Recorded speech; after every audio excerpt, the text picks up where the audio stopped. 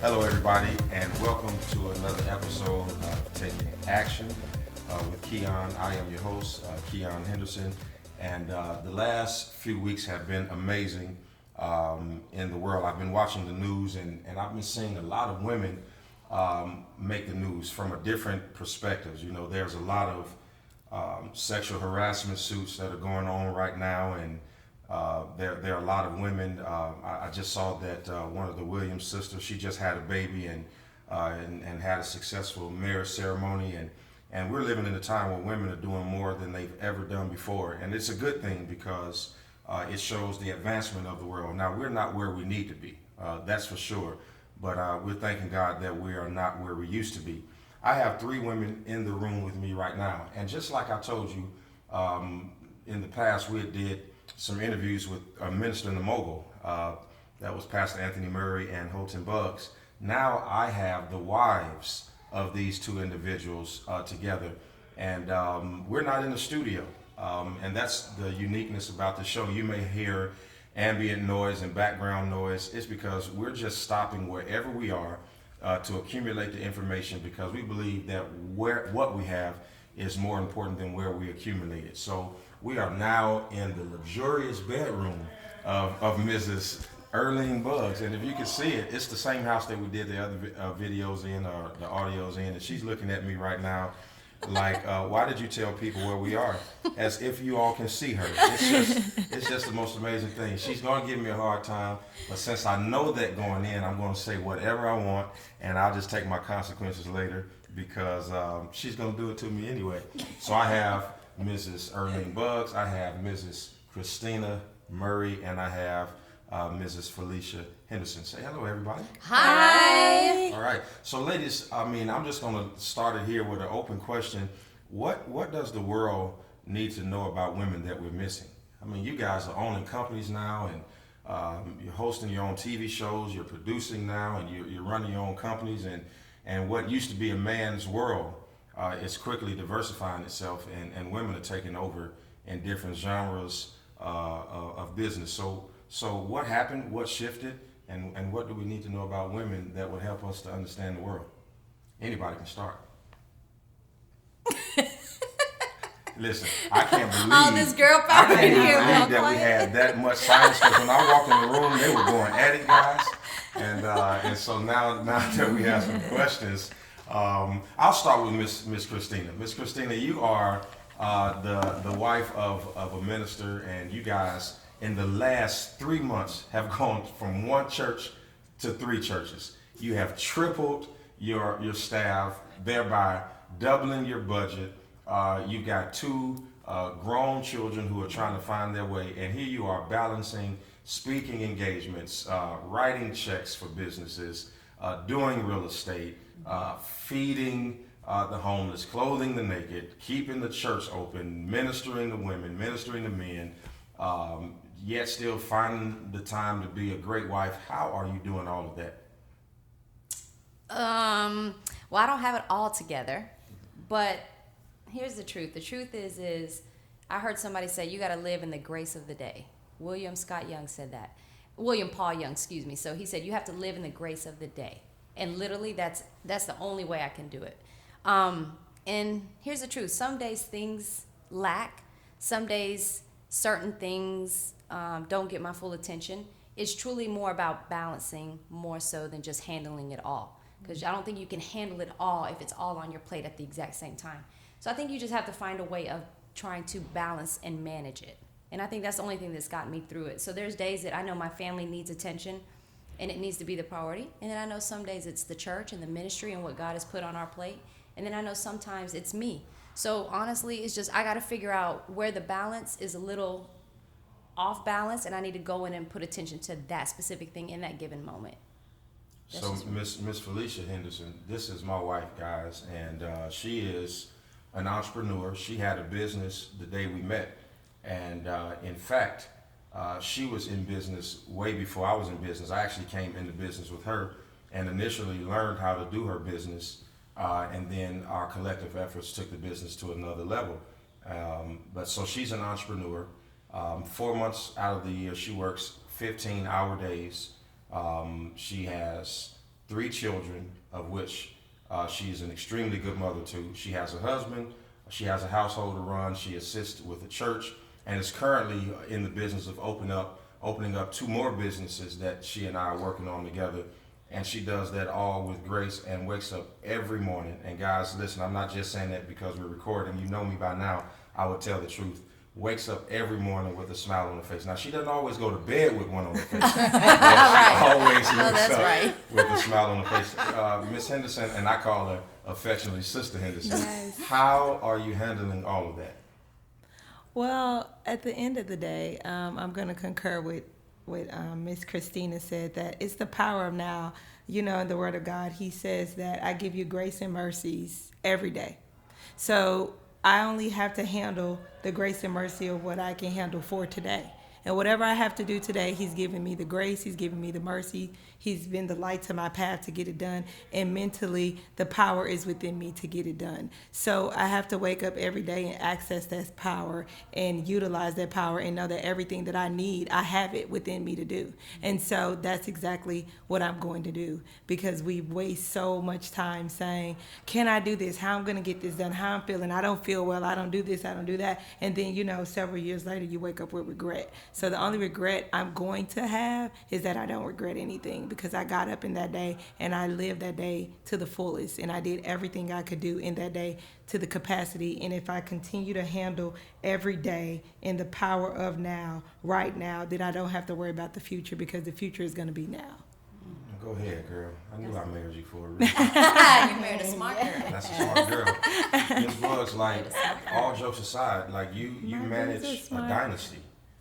You've got you got a husband that's larger than life. Mm-hmm. You got a son who thinks he's larger than life. Okay. Right? Yeah. You got properties to manage. You've got a multi-billion-dollar company that you assist in. You've got real estate to attend to. You know, a lot of people would think, you know, cooking is hard and watching the kids is hard. You got all of that plus all of this other stuff. And one thing I've noticed by watching you, you're deeply vested in all of y'all transactions. You don't outsource that stuff to people you don't know. You work full-time jobs every day. So how are you doing all of that and keeping your sanity? Oh, it's a miracle. Yeah, it's a miracle. And am I sane? Well, how do you function in public? You're totally sane. Totally. You know what? I ask myself that question quite often. How am I able to get so many things done? I think when we first got started in the marriage and on this journey, you know, I felt overwhelmed all the time. So it has been with great personal growth and grace and mercy that I've been able to get to this point. And I think with me, I think that the biggest thing that I've been able to do for myself, I enjoy the moment. I'm not trying to live so far out in the future that everything has to be calculated to the nth power. I just want to enjoy what I'm doing at this moment, and I think that's what gives me peace when I'm thinking about so many things that I have to get done, because a lot of times I am overwhelmed. That's the truth. Right. You know, sometimes I get up and I'm like, Lord, can you just, if you could give me 3 extra hours, I probably could get everything I need to get done. And the other thing is, I have become comfortable with the fact that some things just won't get done in a day. Right. Some things have to be carried over. And so what I hear all of y'all saying is that there really is a grace to be who you are. Oh, yes. Absolutely. Absolutely. Right? Yes. I think sometimes as men we take for granted, because like I leave the house and I go and I work, and I get on the plane and I go and I work, and I get in the pulpit and I go and speak. And sometimes, and my wife and I had this struggle starting out, somehow I thought that what I was doing out there was more important than what she was doing in here. Oh, wow. Not recognizing that the only way I could go do that was because she was holding this down. And so I think that she had gotten to a place one day, and she's sitting here and she can admit it. I think she said, you know what, I'm just going to stop and step back and let him see what this job is really all about. And so I was complaining about this and complaining about that, not recognizing that now I'm complaining because those are things that she did, took it off my radar, made sure that I didn't have to worry about it. And we went to Puerto Vallarta, Mexico. I would say about 5 years ago. The first 5 years of our marriage was extremely rocky. We threatened divorce 3 times. I told her to get out of the house. She never left. She told me to get out. I never left. She told me she was leaving me. I told her I didn't care. We did all that kind of stuff. Didn't mean it, but hurting people hurt people. Right. And so we went to Mexico. We sat on the patio, pretty much like the one that we see right here. And it was 2 chairs just like that. And we sat there for 6 hours. Wow. And was determined either we were going to sink or swim today. Right. Yeah. We were going to go forward or go backwards today. And I recognized that I loved her too much to go backwards. Of course, she loved me. What's not to love? And so we what made is sure not that. to What is Huh? it? What is the problem? What is Did I make No, please say it again. Keep on. We're sorry. Continue, Yes, we only have a few absolutely. minutes. So she stayed with me, and I'm extremely grateful because that moment I recognized that she deserved the same, if not more, commensurate in monetary value for what she did unseen than for the things that I do that are seen. And so that statement is true, that behind every great man is a great woman. It doesn't necessarily have to be a great wife. It could be a great mother, a great sister, or Right. a great someone. But there is a woman somewhere. And listen, the power of women, I've learned, especially as a pastor of a church, I take the women in the church and ride with them any day over the brothers. The brothers might not come to church because it's a football game today or something like that. The women say, we can TiVo it, we can Netflix it. Let me ask you something. What is the hardest part of a job? Is it the marriage? Is it the children? Is it the work? Because all of you all are entrepreneurially inclined. What's the hardest part about being the type of women that you are? I think for me, the hardest part about it is making sure that in everything I do and in every way possible, I stay true to who I am. Because for me, for the longest time, I lost myself. You mentioned that I have this bigger than life husband, and he has all these bigger than life dreams and, wants to make commitments that, quite honestly, for a long time, I was afraid of. So, on one hand, I'm so grateful that I had somebody that always stretched me and was committed to showing me the possibilities of life. But at the same time, I felt that I was being morphed into who he was instead of finding out who I was and being true to myself. Right. So my journey of growth has been making sure that I don't get swept up in the whirlwind that sometimes is my life. That I take that time out and I stay true to the things that are important to me, and I stay whole as a person. Because when I got off to just when I got lost, my whole family took a hit. I have to be emotionally whole and stable to keep this whole thing together. How long ago would you say you hit that collision, that lost? Because you all started out with nothing. Yes. That's what a lot of people don't know. Yes. Like, knowing your husband since 12, started out with nothing. Both families dysfunctional like everybody else's. Yes. You bring all of that dysfunction in together, trying to make it work, declaring you're going to be different, not recognizing all of that stuff has been deposited in you. And then destiny collides and 2 great people meet, and then you all start to ascend, and the success is coming faster than you know. Where did you get lost in that journey? Oh, I was lost before then. I mean, so I shared this at a talk before that the first year we made $20 million in a year. I was the most unhappy I had ever been in my life. Wow. So people think that money is going to solve all their problems. No, I mean, it does solve some. You're not worrying about the lights getting cut off, or if they do get cut off, you can turn them back on. But it's the relationships that you have in your life that are going to make the biggest impact on your happiness, and that has nothing to do with money. Wow. So for me, when you asked, the first question you asked was what does the world need to know about women right now? The world needs to know that women are ready and we are here and it is our time. That's what they need to know. Well, I don't mean that from an arrogant standpoint. I come from a background and a philosophy that I love men. I'm not the type of woman that wants to be, some, feminist or whatever, but, at the same time, I had to realize that I have something spectacular and magnificent and meaningful and purposeful to offer to this world. And it can't live in my husband's shadow. It's got to stand on its own. So now, when did I actually get lost? Or when did I find myself back? I don't know which one you want me to answer first, but let me say this. I was lost up until age maybe 34 or 35. I'm 44 now. Wow. So that's been the Wow. journey of me finding myself back the last 9, almost 10 years. Babe, you had mentioned to me some time ago that you kind of felt like you were losing yourself. And, you know, I met you with $12.86 in the bank. I met you with a 1-bedroom apartment. Yeah. I met you full of all these promises and dreams. Now, one thing I did tell my wife, ladies, is I know I was broke when I met her, but I knew I had a dream and potential. And I told her, I said that if you would give me an opportunity to be your husband, I will take you around the world. I can't do it today, but I will be able to do it one day. And I know that I've kept that promise. Yeah. But I didn't start out polished. I started off as raw materials, and I know now that you help to amalgamate those materials and bring them together. But in the process of helping me find myself, I remember hearing you say you were losing yourself, and you made a concerted effort to rediscover yourself again. So talk about when you lost yourself, and then talk about that journey that you took to rediscover yourself.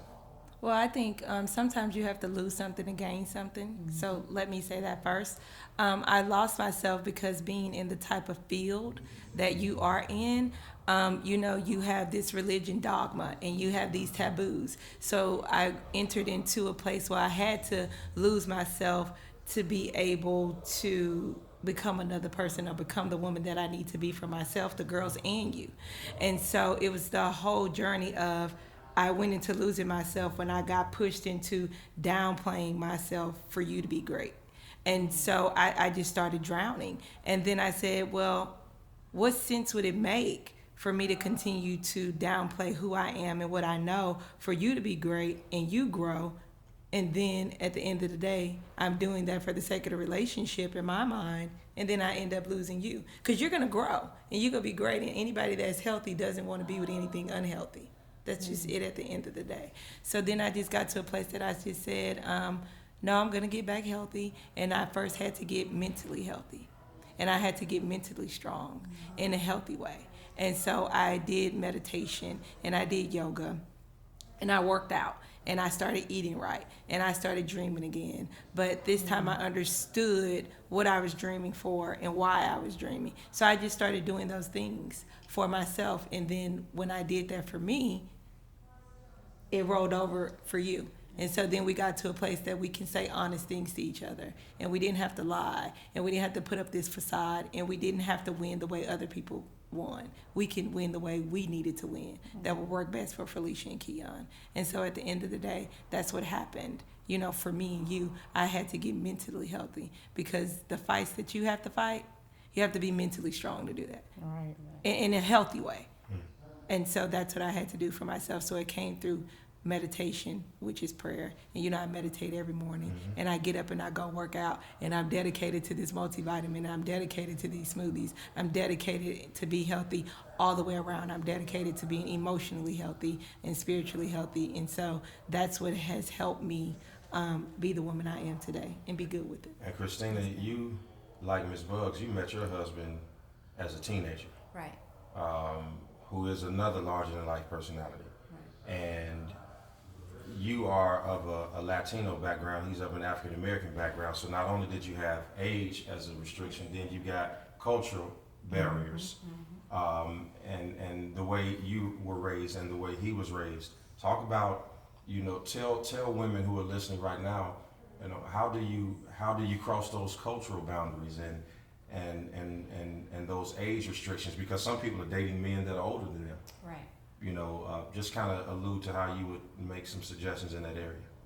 Well, I think that you have to be okay, and I like what Felicia said, you have to be okay with creating a new way of living.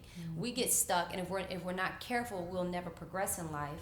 And I think that's why women in society have had a hard time progressing, because people have always tried to stop the progression. So if you go way back, I mean, there's a lot of things that were never allowed culturally, as women and age, like for women especially. That stuff was, there was a lot of things that was never, it was the point in time where you couldn't be a multicultural or a multiracial couple. I mean, think about all of the things that history has shown us. So if you're not careful, you'll get stuck on what the world expects to see as normal, or the world expects to see as this is how you're supposed to do it. So you have to be able to be open to creating a new path of life. And if you're not careful in a marriage, especially if you're not careful, you'll start living out somebody else's rules and regulations, and you'll be all the way in your. That's why most marriages, the first few years, like I heard you say, the first 5 years, same with us. You'll be too busy trying to live a marriage like your parents lived. You'll spend all your time trying to live a marriage like the Brady Bunch or you see on TV, and you don't get a chance to really create a brand new life for you and your husband and your family. And I think people should be open. You'll be shocked at what you're missing out in life if you only drink fruit punch and you don't get to taste a little pineapple juice or a little bit of, orange juice with a little pineapple juice. If you get stuck on only one thing in life, you're going to miss out on the beauty of what God really created. Just straight up. Culturally, it can be difficult because a lot of cultures, that's how they are raised. You're supposed to continue the lineage and the tradition of the culture. But it can be a beautiful thing when you merge the cultures together and be able to celebrate both. Yeah. And one thing we did with our girls is, we have lots of jokes, but we've always been able to celebrate both cultures. We make fun of each other. Yeah. We always make fun of each other, but we get to celebrate the beauty in each. I got married at 18 years old. I didn't know what the heck I was doing, but I was willing to give it a shot. And for me, it was all about life, and it was always about living a fulfilled life. So I never really lived with too many restrictions in place. But the restrictions always were brought back to my attention because of society. So, I've been able to be a little bit optimistic in what the life has to offer. And I think that that's a good way to live, because you'll be able to be a little bit more free if you can just be a little bit more optimistic and be a little bit more open to the beauty that's out there. Culture, race, the beauty of women. And if I can talk a little bit about how you ask what the world is missing. The truth is that the world knows good and well the power of a woman. That's why there's always been a struggle. Because if the world really lets loose and let women really let us shine and really let us just put it all out there to our full potential, I don't think people will be able to handle that. And I think that's why there's always been a whole lot of hesitation to let women really be fully, how do you say it, like basically be on full display and be fully free and empowered. Yeah. So. I like that word, empowered. And when I hear all of you all, it's like this recurring theme of recreation, reimagining, reinventing yourself. And maybe there are some men listening right now, guys, and I hope you're listening, because I'm sitting here, literally scratching my head at the boundaries that we have put on our help. And I'm wondering if we have slowed our progress by trying to control somebody that we married, that we dated because they were a certain way, and then spent the rest of the relationship trying to change them into what we hoped. I would say to myself first, and then to those of you all who are listening, that if the initial purpose of meeting a woman is to change her, I think you should leave her where she is. Yes. Because by the time you finish retooling her, and you get her where you want her to be, so to speak, then she won't be where she wants to be. And then it'll be about fighting for position as opposed to fighting together to create a new life. And I'm learning here. And these are not conversations that we have just for you. These are conversations we have around the dinner table. We've had this conversation with each other 6 or 7 times, and I don't even want to come on here and play with you guys to act like 3 successful men, 3 successful women, and everything is peaches and creams. Sometimes we have sat at tables and 2 of the wives were in agreement and 1 wasn't. That's rare. And then another time we left the table and was arguing about anchovies. And then the next day And the next day we're at another restaurant, and two wives, I won't even name who they are, but they are not mine. They were getting along, and then there was a silent woman at the table that would answer no questions. And then there's another time we got to talking about what was best for the children, and I won't tell you which wife, but she's not black. I mean, it's this stuff, you wouldn't believe all of the stuff that we have that we have been through together, and it's amazing that all of our lives have become the better because we are in each other's lives. So not only do you need romantic partnerships, but you need friend partnerships. But the last question is, because all of you all, and more so my wife than you got married to Holton at 20. You got married at 18. Felicia and I didn't get married to 26. Okay, so we were middle 20s at that perfect age, that they say that you should get married. That's a lie, because we had both been through so much that 26 was more like dog years, right? We've been through so much that we knew more. But what would you say to the single women? Because some of the single women are saying, okay, Christina, Felicia, and Earlene, easy for you. You got husbands that make millions of dollars, and you got husbands that have large congregations, and you have husbands that do this and that, and go with your purses and your cars and your houses, What about me? Because I don't have an Anthony, a Holton, or Keion, and I'm out here doing everything that you're doing without that help. What do you say to me? God bless you. Touche. Amen. God bless you. And on that note, No, but on a serious note, I was raised by a single mother. Okay. And so everything that I have done in my life, I have done because I had so much admiration and respect for the price that she paid to raise me, to keep a roof over my head, to make sure I had morals and values, to make me a decent person. And I just feel like there should be monuments everywhere built for single women. Absolutely. Because it's no harder job on this planet. I have all this help and a husband who loves me, and I feel like I can't get anything done. But for years, I watched my mom do everything with a smile on her face. I just, I don't have any advice. I'm just going to say, keep doing what you're doing. And believing that somewhere, somehow, people are going to appreciate it.